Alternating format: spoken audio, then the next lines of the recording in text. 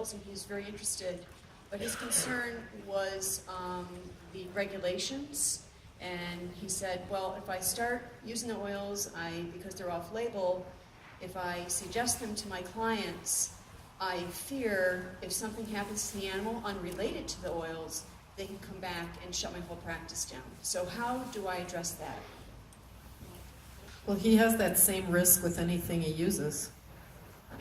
You know, most of us are used to using it.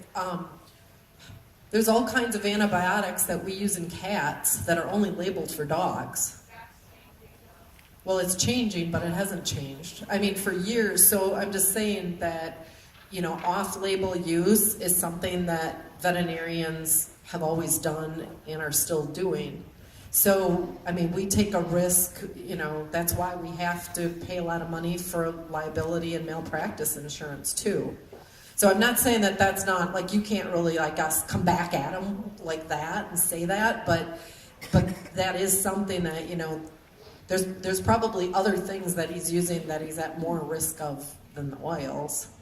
I don't know, is that lame? I guess that's... So Candace has some. You really need to check each of your states.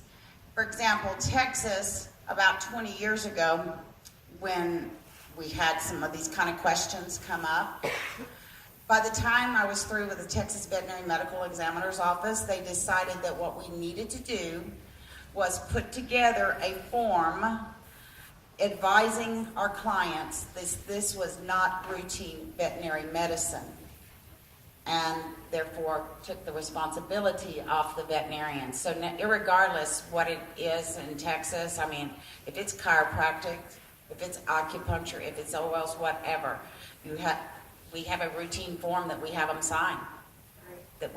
So you need to check, and if you don't have that in your state, it may be something you want to look into and help propose and work through the legislature to get it done.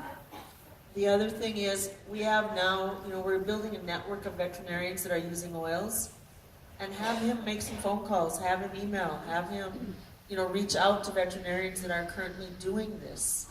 And I mean, every one of these are wonderful. They all happen to be women up here right now, but they would love to see more veterinarians doing this, and they will take the time and really support, calm fear, share how they're using it, and really, you know, encourage. So that's where I'd start. Up here, Meg. We have our clients sign a release form. So that veterinarian should always have his clients sign a release form anyway, but we have two, and we have a separate one that's for the holistic modalities. What do you recommend as far as those of us who are not vets? You keep talking about if you're going to talk to a vet, have resources. Where do we find those? The reference guides. You could buy the oldest possible edition of a reference guide. And I'm kind of like Bernadette said, I mean, I'm pretty bold, so I wasn't afraid to just look things up in the reference guide and use it. I did the same thing with my Chinese herbs and stuff too, so a little bit of that depends on the vet's personality. So the VMAA, is this something that we have access to? Is that clinical studies that we can get access to?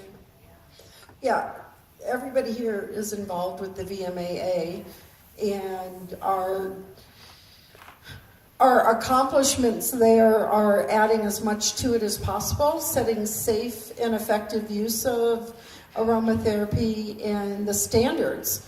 And the most important thing is compiling the evidence. And, you know, we're offering as much as we can, and we're offering more and more as we're able to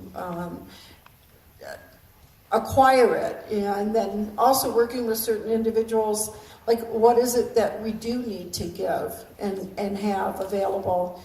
I was called into, on 2 separate occasions, to state boards in order to support essential oil use, and how they're perceiving it, and then how the veterinarian used it. And really what was asked is, was this done safely and effectively?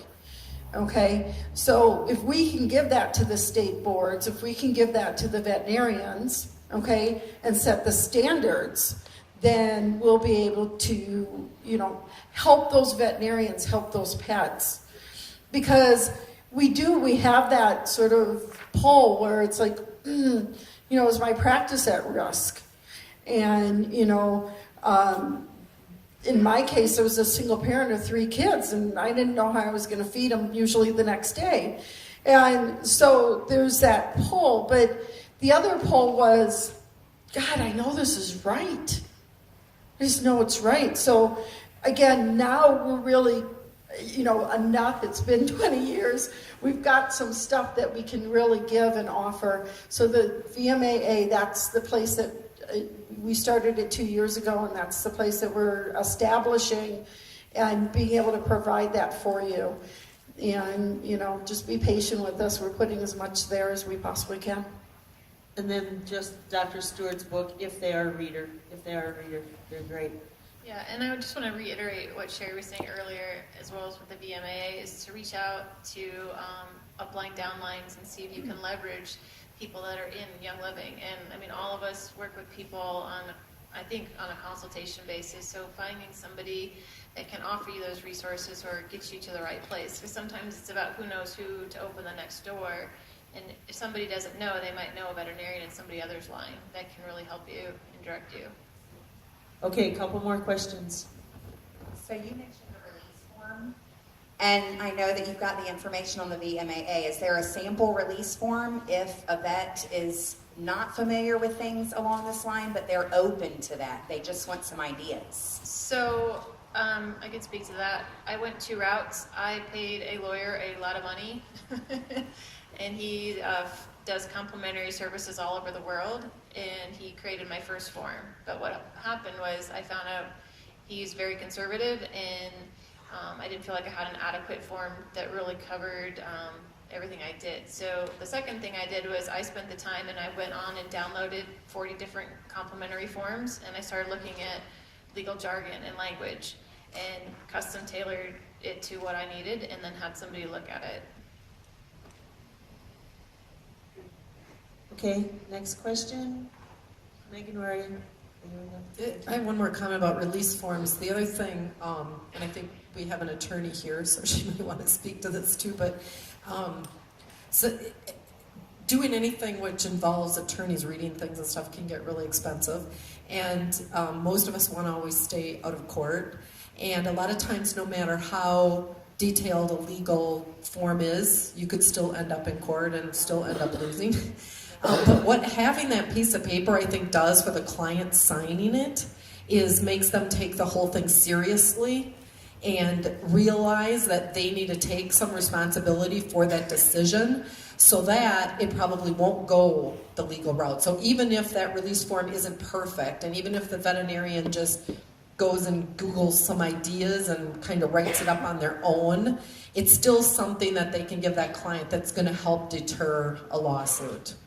Yeah, and you need to look at your state regulations. So I've got 7 state licenses, and all 7 of them are different on complementary modalities. So depending on what state I lived in and where I practiced, I had to readjust my form based on state laws and state board regulations. Go ahead. My dog was poisoned, and so I was able to work with my veterinarian. It was late afternoon when I got her to the vet. And so they did what they did, loaded her up with fluids. By morning, she had gotten worse, so I just grabbed oils, grabbed some reference material, took them to the vet. She was in her kennel and started doing a raindrop, but not with raindrop oils, it was with different oils. Within 15 minutes, she started improving, and she probably would have improved anyway, but it was just a great opportunity, and not that I thought about it at the time, for the vet techs and the veterinarians to really see that she could be supported with the oils. And it made a huge impact. I think that they're a lot more open to a different modality. Our veterinarian is a little more open to holistic, but it was just a really good experience, and so I appreciated what somebody said, to let them see what could really happen, the difference it could make. Thank you. Thank you. And you demonstrated that they're not harmful. So even if they say, well, she could have gotten better anyway, well, the oils didn't hurt her either. So that's just a hurdle that you got over with that. Okay, we got room for just a couple more questions, and Megan, we have a couple up here too, so go ahead.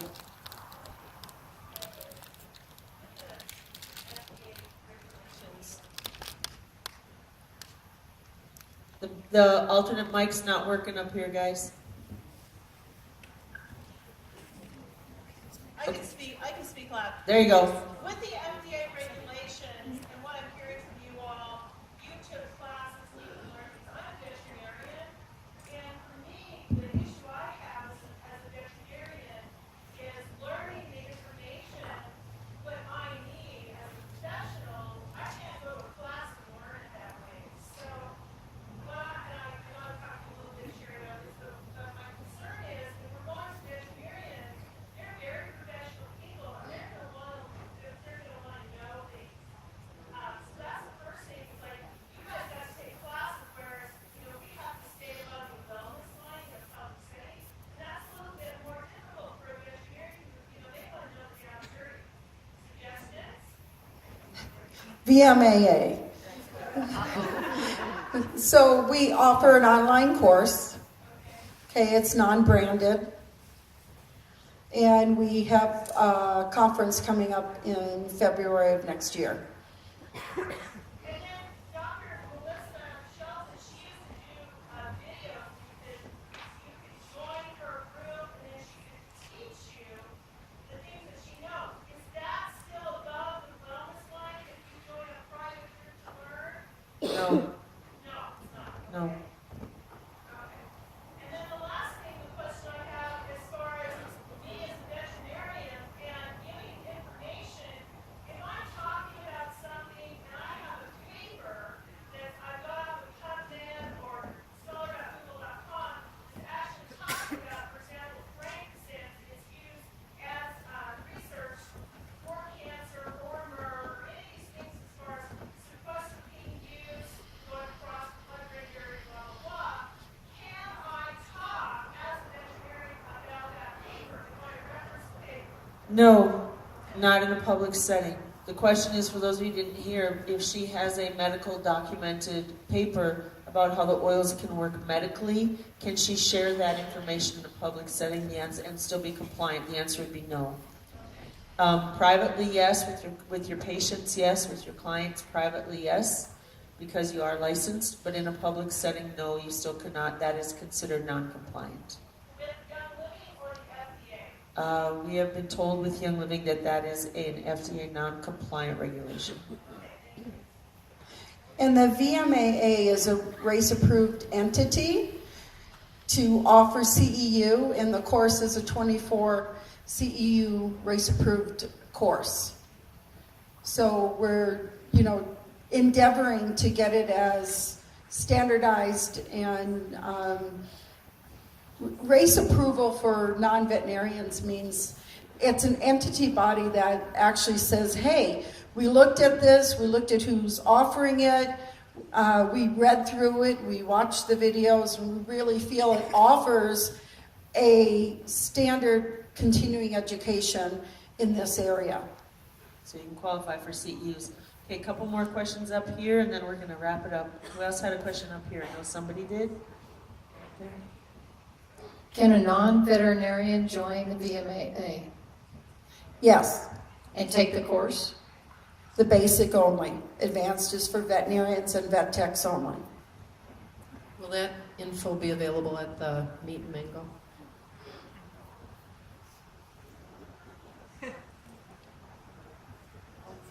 You talked a lot about what we do once we get in to see the vet or the vet techs.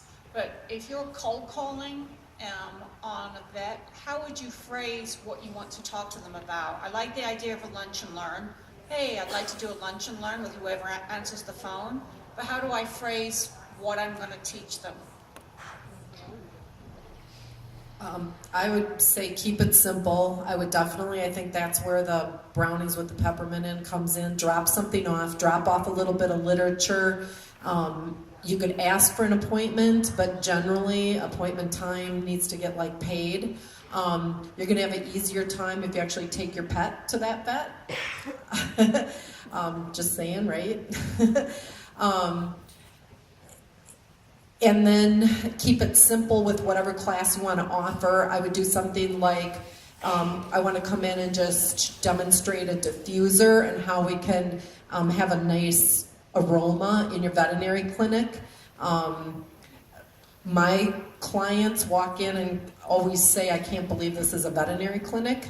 So if you can reach out to them on, that simple of a thing, because that's not scary, or cleaning, but even cleaning, they might get defensive and put up a wall because they think they need to use quaternary ammonium compounds, which we'll actually talk about tomorrow. So just something more, like make the clinic smell nice and start with that. Peace and calming would be my first oil I would bring in with the diffuser and offer to leave it there for a few days and teach the receptionist how to use it and fill it. So my technician, she really loves to massage. And so what she does is she goes to other practices and offers to massage the house animals or animals that maybe are left there a little bit too much, the lost ones. And so that's made a big impact because she's always using oils with it. The second thing is that we went in and we did some classes that we offered to their clients about transition and grieving and hospice and how we really are able to offer them some palliation for end of life. And in that, I use a lot of essential oils, and that sparked their interest. So I wanted to offer something to clientele to really help them. And your talk was fantastic with that time of life and that circle of life. That help? Great. Okay, you guys, we are exactly 10 minutes over our time.